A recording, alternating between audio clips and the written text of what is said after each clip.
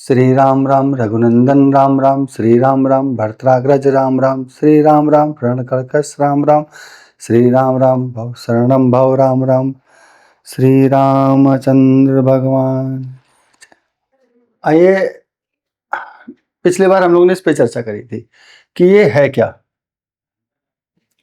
जब भी हम कुंडली की बात करते हैं तो हमारे मन में ये छवि आती है कि भाई ये ही दिखाई देता है, और इस पे कभी हमारा विचार जाता नहीं कि ये बेसिकली है क्या। ये है जिस समय भी आपसे प्रश्न पूछा गया है, किसी व्यक्ति का जन्म हुआ है या जो भी घटना घटी है, उस समय की, उस घटना के समय में आकाश का ये चित्र है। ये आज जिसको हम यूं लिख सकते हैं, आकाश का नक्शा, ठीक, चित्र। और इसके अंदर लिखे हुए जो नंबर होते थे, हमने उस पर चर्चा की थी। जो अंक लिखे होते हैं, अंक 1 2 3 इत्यादि, जो 12 तक लिखे होते हैं, वो होती हैं राशि।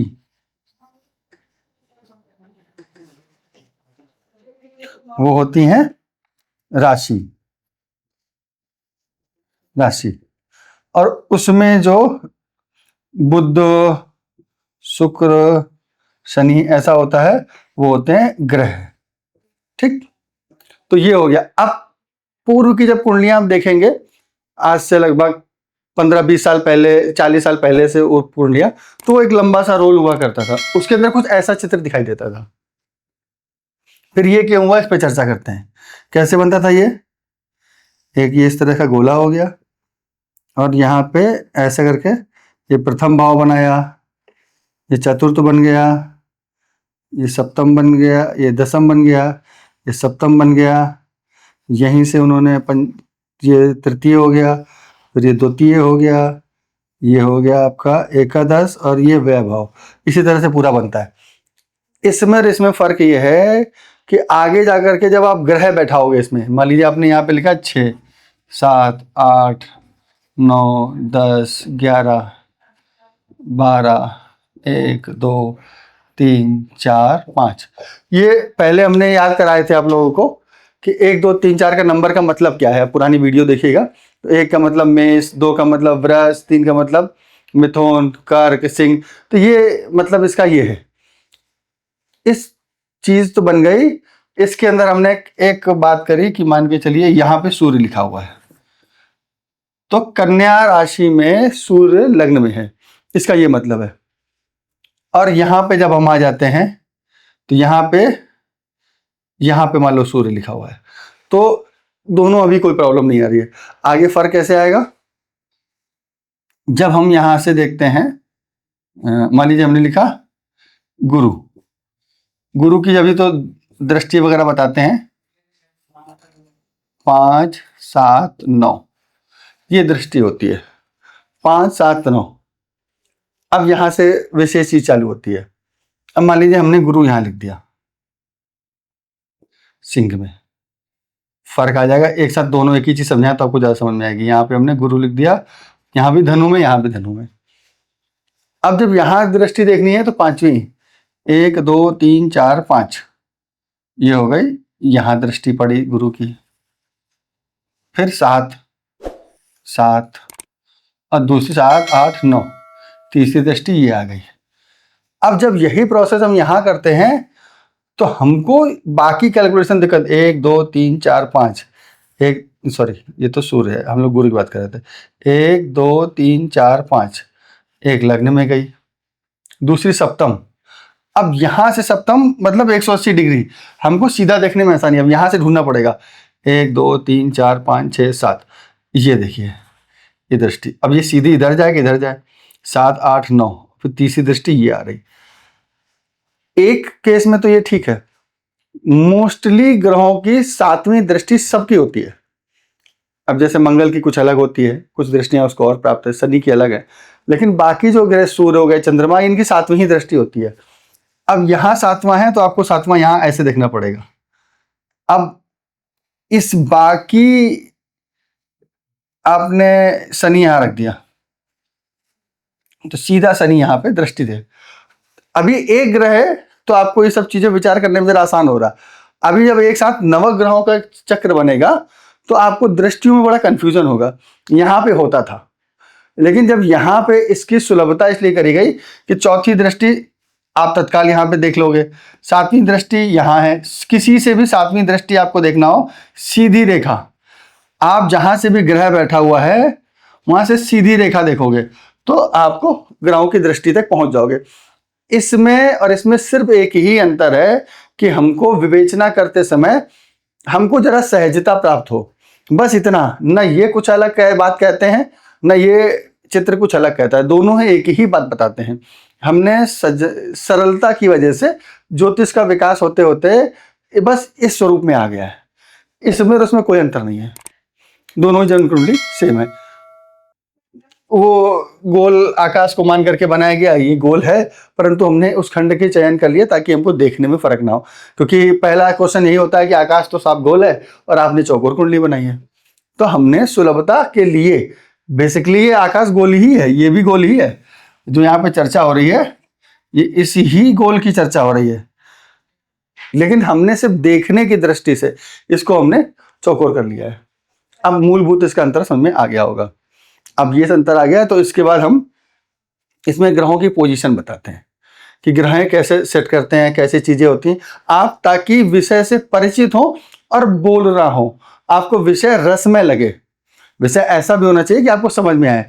तो ये दोनों का एक जिज्ञासा के रूप में प्रश्न आया था मेरे पास उसमें व्हाट्सएप में कि साहब ये हमने पहले ऐसे कुंडली देखी है, ये सही होती है कि ये सही होती है, आधुनिक वाली सही है या पुरानी वाली सही है? दोनों ही सही है। विवेचना की दोनों की दृष्टि से एक ही परिणाम आता है, कुछ भी परिणाम में अंतर नहीं है। अंतर सिर्फ इतना है कि इसमें जरा अभ्यास करने में दृष्टियों में आसान रहता है, इसमें जरा कठिन होता है, इसलिए दोनों में फर्क नहीं है। बाकी आपको जिसका अभ्यास है, इसका अभ्यास है तो ये भी ठीक है, इसमें जरा करने में आसानी होती है। बस आज इतना करेंगे। अब इस विषय पे चलते हैं दोबारा।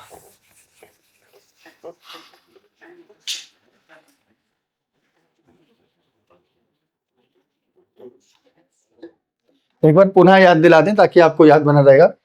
1 2 3 4 5 6 7 6 कर लेते हैं, 6 से 12 हो जाएगी। 7 8 9 10 11 12 6 6 12। अभी आ गए मेष, वृष, मिथुन, कर्क, सिंह, कन्या, तुला, वृश्चिक, धनु, मकर, कुंभ और ये मीन। इनको पुनरावृत्ति हम बार बार लिखा के इसलिए करते हैं ताकि इस नंबर का आप महत्व समझ सकें। अगर ये नंबर ही याद नहीं होंगे तो हम आगे तक नहीं पहुंच पाएंगे, फिर इनकी विवेचना कैसे करेंगे। इसलिए अब हमने इसको यहाँ पे लिख दिया है। अब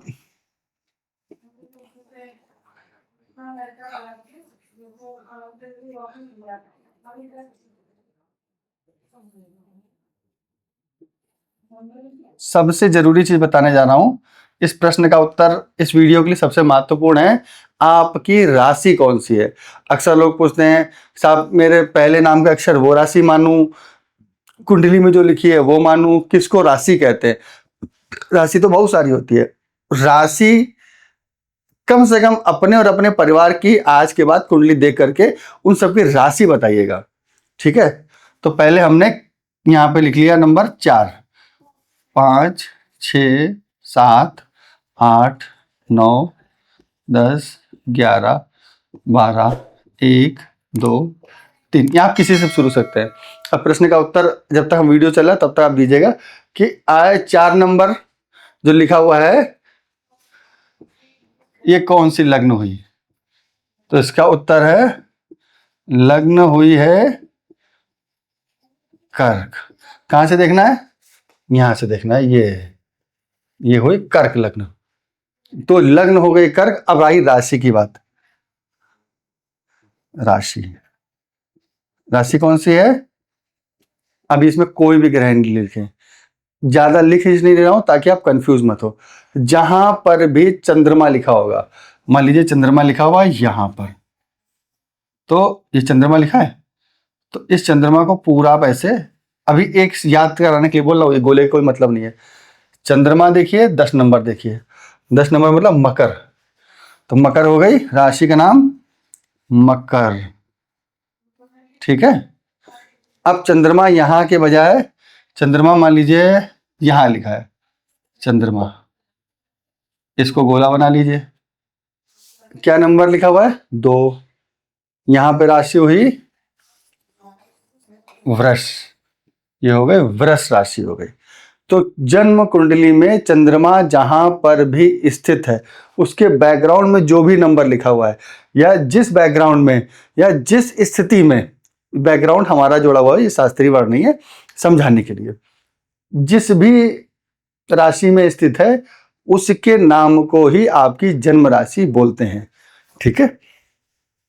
तो आप मान लीजिए यहां चंद्रमा लिखा है, तो ये राशि हो गई आपकी 7 नंबर, कौन सी है? 6 के बाद 7, तुला, तो ये हो गई तुला। तो आज के बाद आप राशि में कंफ्यूजन खत्म, आपकी जन्म कुंडली निकालना नहीं बनी हो तो डेट ऑफ बर्थ, टाइम और प्लेस, इसकी मदद से किसी सॉफ्टवेयर से बना लीजिएगा, किसी आचार्य से बनवा लीजिएगा, जो उचित, पायरेटेड सॉफ्टवेयर से नहीं, अच्छे सॉफ्टवेयर से बनवा लीजिएगा, या बनी हो तो देखिएगा। और कम से कम आज के बाद आप इस विषय में कोई भी भ्रांति नहीं रहेगी। जन्म कुंडली में चंद्रमा जहां स्थित है और उसके बाद जो नंबर लिखा हुआ है, नंबरों को इस क्रम में मिलाइएगा और अपनी अपनी राशि हमारे वीडियो में आप विवेचना डालिए, इसमें लिख करके कि आपकी कौन सी राशि है, तो उसमें किस तत्व की राशि है, फिर इस पे हम लोग चर्चा करेंगे। जिस तत्व भी हम 3 तत्व, जल तत्व, स्थिर तत्व है ना, चर है, स्थिर लग्न है, आप जिस तरह की कमेंट्स आप करोगे कि भाई हमारी राशियां जिस तरह की बहुतायत होंगी, हम उस वाले राशि पे विशेष चर्चा करेंगे। आप इस पे बताइएगा आप हमें कि आपकी कौन कौन सी राशियां हैं। तो जैसे ये तुला राशि हो गई, ये आपकी मकर राशि हो गई, ये वृष राशि हो गई। अब आज के बाद इसकी भ्रांति खत्म, और अब इसके बाद में वीडियो में नेक्स्ट चर्चा करेंगे। इसमें एक चीज और बता देते हैं, जो ये पहला हाउस होगा इसको प्रथम भाव बोलते हैं, वो भी बताते हैं। इसमें जो नंबर लिखा हुआ है वो ही लग्न। तो अब आप अपने कुंडली में लग्न और राशि अपनी अपनी कुंडली की देखिए, कंफ्यूज मत होइएगा, लग्न अलग होता है, राशि अलग। तो पहले राशि देखिएगा, क्योंकि सब जगह आप इसी की चर्चा करते हो, पहले राशि देखिएगा फिर लग्न देखिएगा। ये दोनों ही अपनी कुंडली में देख करके, कम से कम अपने परिवार की कुंडली में जरूर देखिएगा, तो बड़ा अच्छा अभ्यास हो जाएगा। फिर आगे हम कुछ ऐसे ही छोटे से प्रश्न के साथ फिर मिलेंगे और बड़ी सी जानकारी आपको फिर देने की कोशिश करेंगे। तब तक के लिए ओम पूर्णमदः पूर्णमिदं पूर्णात् पूर्णमुदच्यते पूर्णस्य पूर्णमादाय पूर्णमेवावशिष्यते। ओम शांति शांति शांति।